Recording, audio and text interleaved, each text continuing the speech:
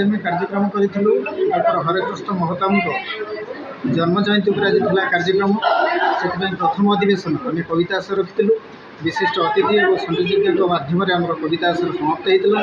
द्वितीय अधिवेशन आम पुस्तक उन्मोचन और संवर्धना सभा रखी। उपन्यास साहित्य संस्कृति परिषद तरफ गोटे दिन तक जन्मदिन आगे आज जो कमिटी कर धन्यवाद मैंने बहुत प्रयास भल कम कर जन्म माटी महताब विषय कौन कहब कहले तो किसी सरबनी जीवन कहानी मुझे भी कहूली सभारे आप शुणी महताब जीवन कहानी आउ एक अर्ध शताब्दी इतिहास हम मधुसूदन दास के पर जो ओडिशा इतिहास लिखाई से कहले मधुसूदन जीवन कहानी हूँ ओडिशार अर्ध शताब्दी इतिहास महताब जीवन कहानी आगर पुणी जो अर्ध शताब्दी हम तार एक इतिहास कहीं 1936 मसीहा पर ओडिशा प्रदेश गठन ठारू आज पर्यंत जो कर्म रही है षढ़ई कला कौशल नहीं ओडिशा प्रदेश को लेकिन प्रधानमंत्री जवाहरलाल नेहरू को प्रधानमंत्री करार को देकी सरदार पटेल को सहित कम करने सबू जिनस से राजनैतिक समृद्ध थे छड़ा से जो फुटबॉल खेलवाड़ी थे जो प्रसिद्ध साहित्यिक थे विश्व मिलन करुले मीना मंडली कर शिशु मान प्रस्तुत करते गोटे जमीदार घर लोक थी से जमीदार थी केते प्रथा से उठे पुष्टित प्रथा उठे ईश्वर चंद्र विद्यासागर जड़े से पूरापूरी भक्त थे सतीदाह प्रथा से तैयारी करते जोटा राजा राममोहन राय कहते महताब जीवन कहानी माने कल्पना माने बियॉन्ड कंपेयर महताब हूँ तुलना करी हम ना बोधे भारत रत्न एपर्तन पाई ना कहीं से दुख भारत रत्न पाई ना ये आम भावु जे मत 75 वर्ष है महताब को जी जानी तर मोगल तामसा करी ओडिशा इतिहास करी भद्रक इतिहास एक मंचरे थिलु से मंचर थी मत बुझाते ओडिशा इतिहास टी लेख किमी भाव भद्रकाली के लोक आसिले भद्रक कॉलेज किमी भाव है सब जिस कर इतिहास समृद्ध साहित्य समृद्ध पत्रपत्रिकार समृद्ध खेल समृद्ध शिशु मान एत समृद्ध जे महताब जयंती 21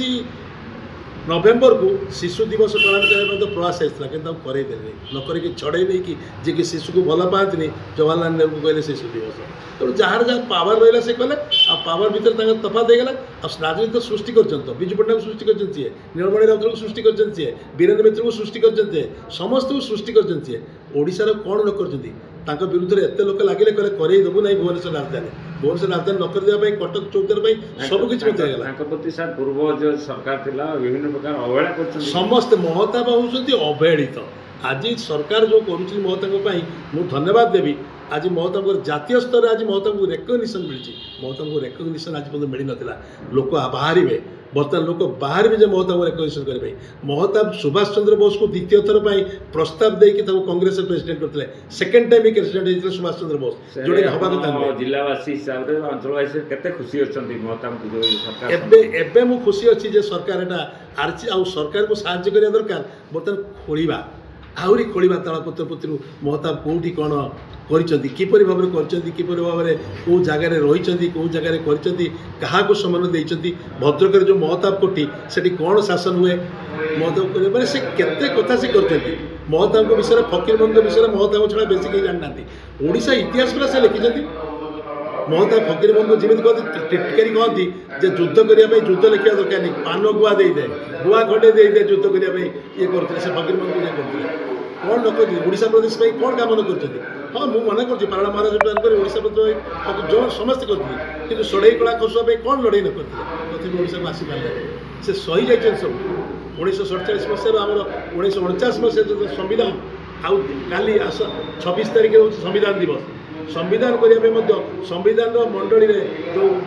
तैयारी आम्बेडकर जो थे प्रधान से सभ्य से सभ्य थे से कहते देश विभाजन नहीं पारे आ गए बड़ जिन महताब आप जानते ना देश जो दिन स्वाधीन है महताब से दिन नुआखाली नुआखाली कहीं महताब दिन पचारत क्या नुआखाली गांधी थे गोटे झरका पाखे से बसते कांदुले आज देश स्वाधीन होती स्वाधीनता दिवस स्वाधीनतार बहुत उत्सव महात्मा गांधी ग्रहण करना से दिन कांदुले देश विभाजन होगा महताब कौन जाना महताब विषय कौन जाना किए गवेषणा कर आम मरीगला पे केमी जाने 75 वर्ष महताब गोटे मानने अद्वितीय प्रतिभा।